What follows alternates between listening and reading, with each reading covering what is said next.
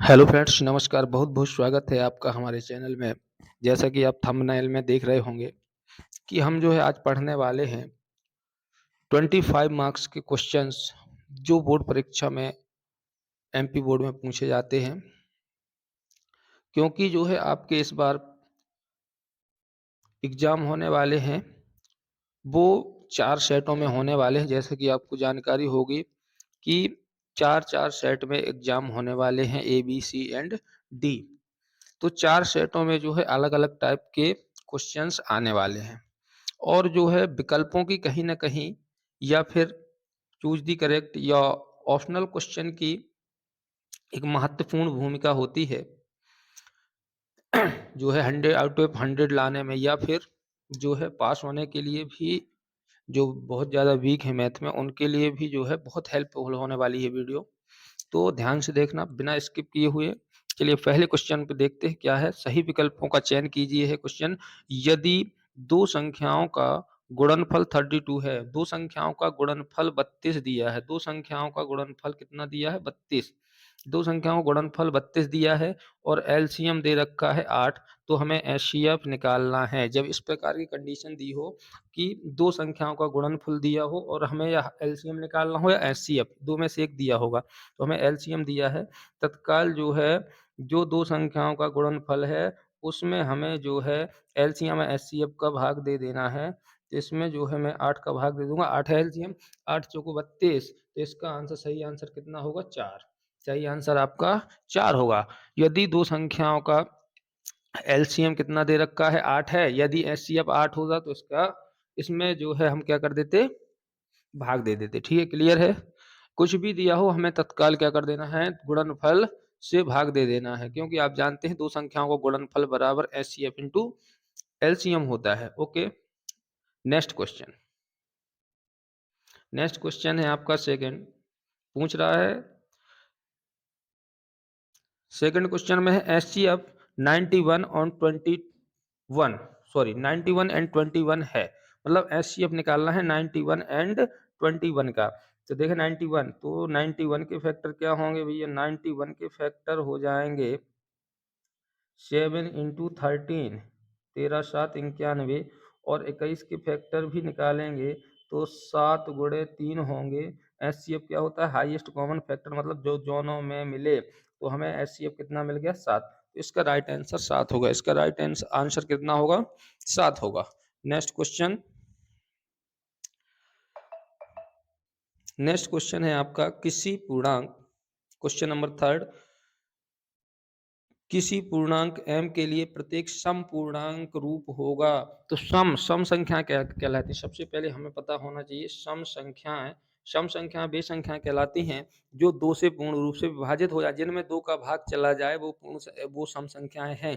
तो इनमें से यदि m है, m की वैल्यू सपोज 3 ले लेंगे तो ये 2 से डिविजिबल नहीं है। यदि ये 2 से डिविजिबल नहीं है तो जो ये सम हो ही नहीं सकती। यदि हम इसमें भी ले लें तो ये भी नहीं हो सकती। लेकिन 2m, यदि 2m में आप 3 भी वैल्यू रखोगे तो कितना हो जाएगा, 2 3 जा, आंसर आएगा आपका 6। ठीक है, जो कि एक सम संख्या, इसलिए इसका सही आंसर हो जाएगा 2m।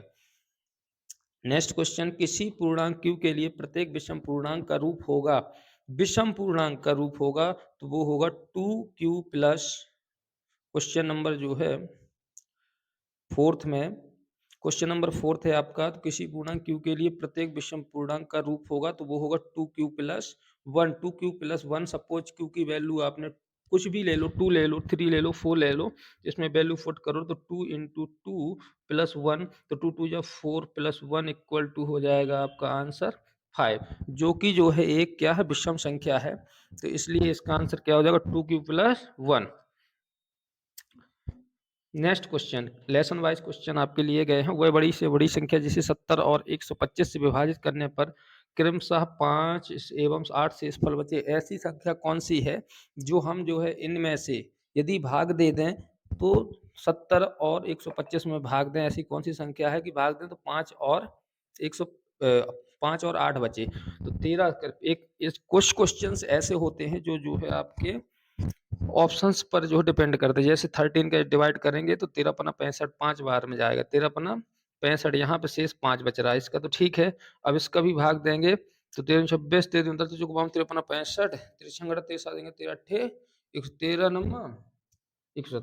तो अब जो है 13 नम्मा हो जाएगा 117। मल्टीप्लाई तो इसमें डिवाइड सॉरी सब्ट्रैक्ट करेंगे तो आपका आंसर आ जाएगा 8। बिल्कुल सही है हमारा जो इसका ऑप्शन नंबर ए, इसका हो जाएगा option number A. Next question,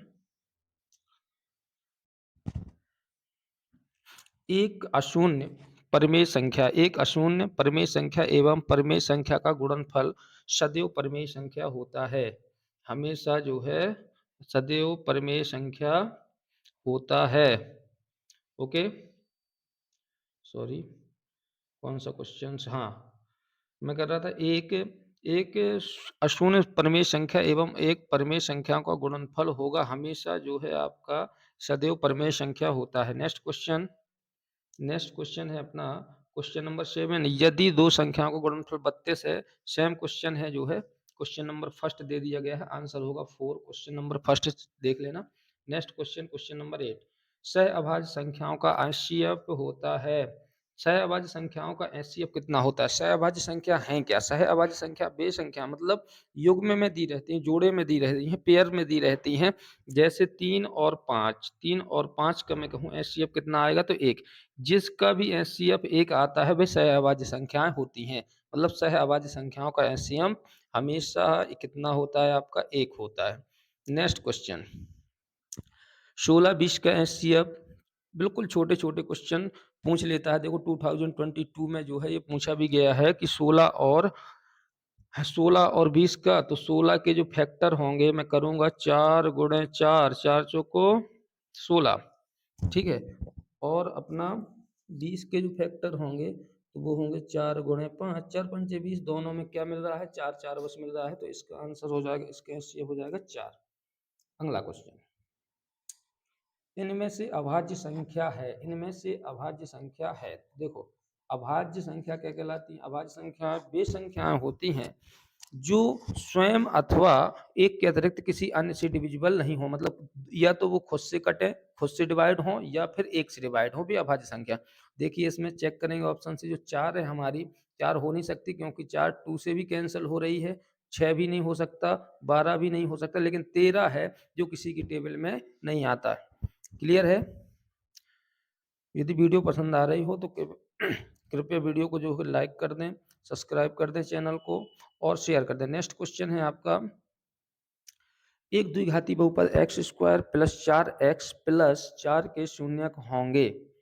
11 question में पूछ रहा है कि जो हमारे इसके शून्यक हैं, तो शून्यक निकालने के लिए मैंने जो है इसकी वीडियो बना रखी है किस प्रकार से लेसन 2 का, इसकी लिंक भी मैं इस वीडियो में जो है डाल दूंगा। उसने कहा शून्यक निकालना है, ठीक है ना। तो इसके शून्यक निकालने के लिए लास्ट वाले का फर्स्ट वाले से क्या करना पड़ता है, मल्टीप्लाई करना पड़ता है। मल्टीप्लाई 4 एकम 4, 4x स्क्वायर के ऐसे फैक्टर करना है कि जिनका योग 2 दूना 4, तो 2 आ जाएगा।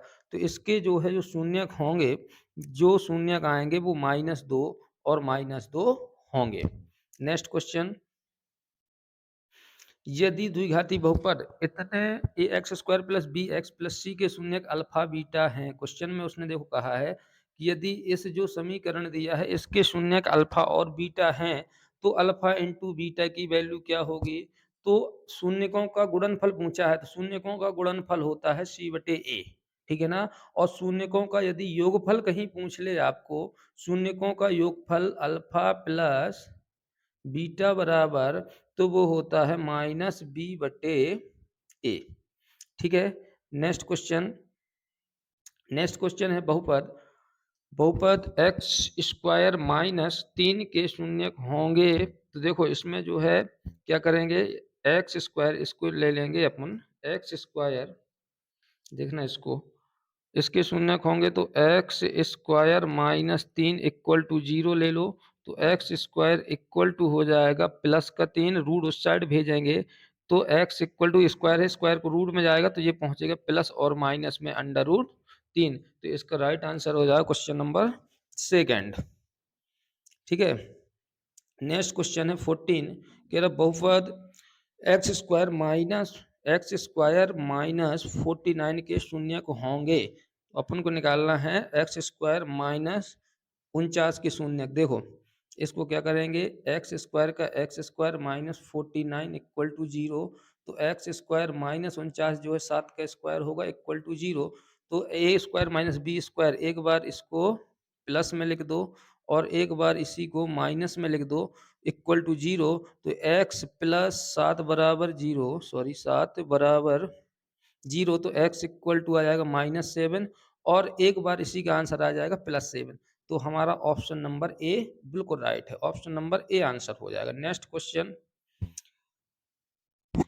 वीडियो को लाइक कर दें। क्वेश्चन नंबर 15, बहुपद 6x स्क्वायर माइनस 13 प्लस 7 में शून्यकों का योगफल। योगफल पूछा, मैंने बताया माइनस बी बटे ए होता है। तो बी कहाँ होता है, माइनस बी होगा आपका जो है 13, क्योंकि a x square plus b x plus c, a x square इसमें जो है बी की वैल्यू दी रखी है 13, ए की वैल्यू है ये और सी की वैल्यू है ये।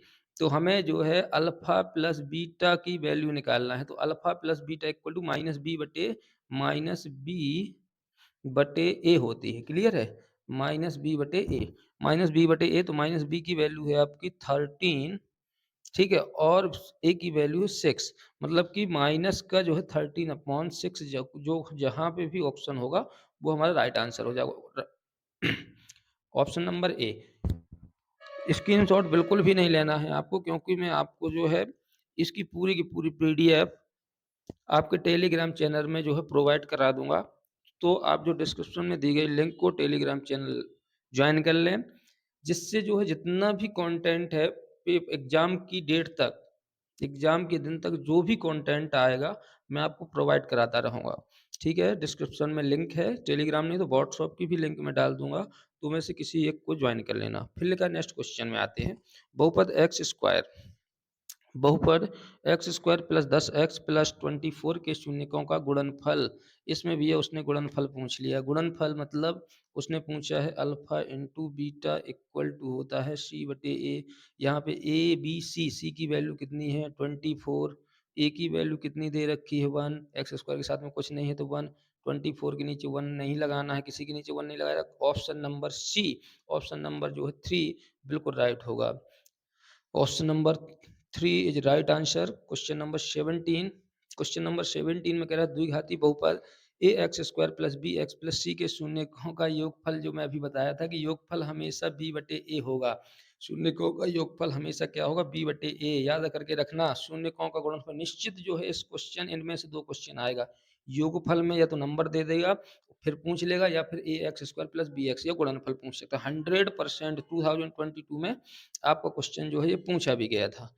ओके, नेक्स्ट क्वेश्चन, समीकरण युग्म 6x minus 3y plus 10 equal to 0, 2x minus y plus 9 equal to graph की रेखाएं प्रदर्शित करेगा। देखो ग्राफ की रेखाएं कौन सी रेखाएं प्रदर्शित करेगा ये बताना है।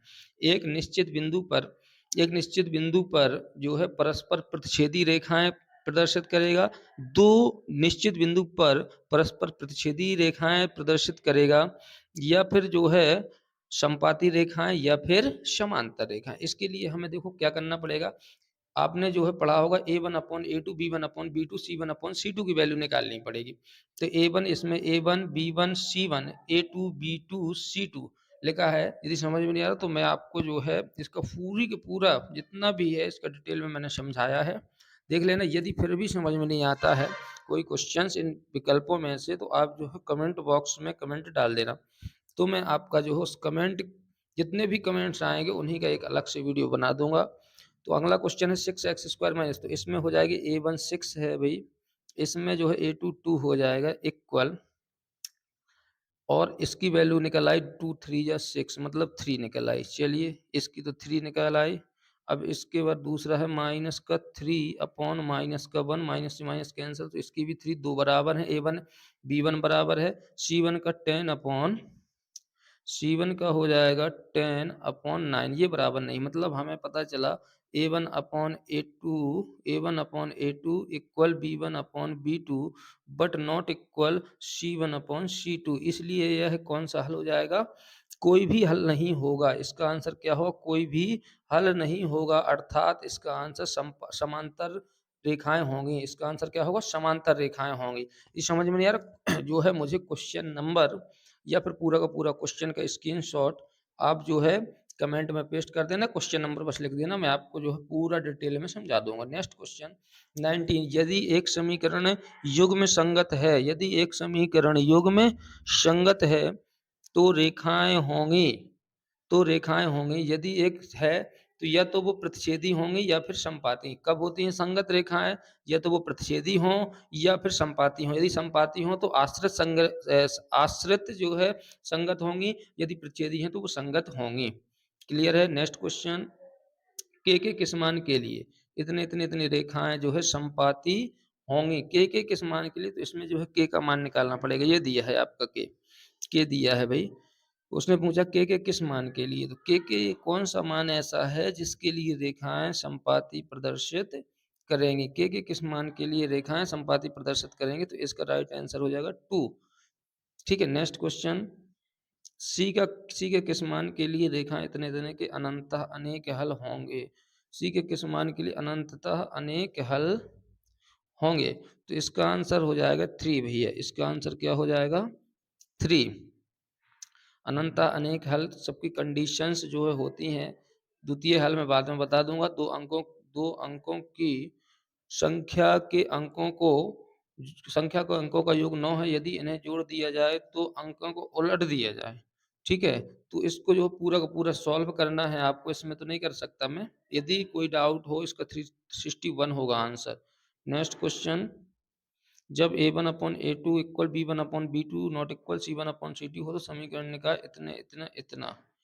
ठीक है, तो जब इस प्रकार की कंडीशन हो a1 अपॉन a2, देखो a1 सॉरी यहाँ पे हो जाएगा, मैं यहाँ पे लिख दे रहा हूँ a1 upon a2 equal b1 upon b2 equal not equal sorry c1 upon C2 हो, तो इसका जो है समीकरण का कोई भी हल नहीं होता है। क्लियर है। यदि कहीं जो है आपको इतना दिया हो, देखो a1 upon a2 not equal to b1 upon b2, तो समीकरण का जो है कौन सा हल होगा, अद्वितीय हल होगा।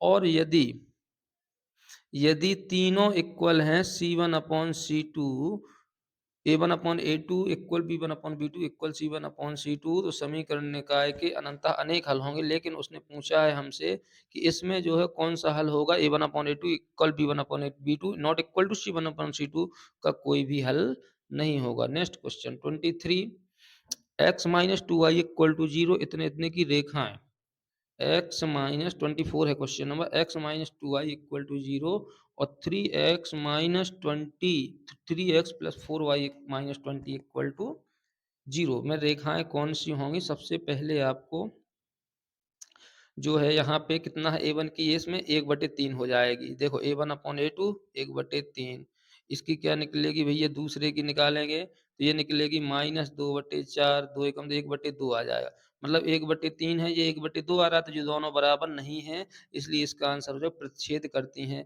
ये रेखाएं, आपस में क्या करती हैं, प्रतिच्छेद। क्वेश्चन नंबर 25, के किस मान के लिए समीकरण इतने और इतने, ठीक है, के अनंतः अनेक हल होंगे, सीधी सी कंडीशन है कि इसके जो है अनंततः अनेक हल होंगे, तो अनंतः अनेक हल होंगे। तो देखे निकालें इसको, कैसे निकलेगा, a1 अपॉन a2, तो a1 की वैल्यू 2 अपॉन a2 की वैल्यू इसमें k-1 इक्वल अपन रख लेंगे लास्ट वाले को, कितना है 7/3 के। ठीक है, तो इसका मल्टीप्लाई कर दो, इसका इससे, तो आपका सॉरी जो आपका आंसर आएगा वो आएगा आपका आंसर 7, आंसर आएगा 7। नेक्स्ट क्वेश्चन 26, नेक्स्ट क्वेश्चन है 26, समीकरण निकाय a1 upon a2 equal b1 upon b2 से हमें प्राप्त हो कोई भी हल नहीं, से हमें प्राप्त हो कोई हल नहीं। ऊपर ये क्वेश्चन जो है दोबारा रिपीट हो गया है क्योंकि ये 2022 में पूछा गया। नेक्स्ट क्वेश्चन है, यदि रैखिक समीकरणों का एक जोड़ा संगत है, कांस्टेंट है, तब रेखाएं, यदि किसी भी रैखिक समीकरण का एक जोड़ा संगत है, किसी भी रैखिक समीकरण का एक जोड़ा संगत है, तो उसकी जो है रेखाएं या तो प्रतिच्छेदी होंगी या फिर संपाती होंगी, इसलिए क्वेश्चन नंबर थर्ड बिल्कुल राइट आंसर हो जाएगा। नेक्स्ट क्वेश्चन 28, निम्न में से कौन सा एक वर्ग समीकरण नहीं है? तो इनमें से जो देखेंगे कौन सा वर्ग समीकरण नहीं है, तो इसमें कौन सा नहीं है, क्वेश्चन नंबर सेकंड जो है हमारा राइट आंसर हो जाएगा। क्यों नहीं है ये मैं जो है बता दूंगा, इस लेसन में मैंने बताया है, पूरा सेकंड लेसन में पढ़ाया है।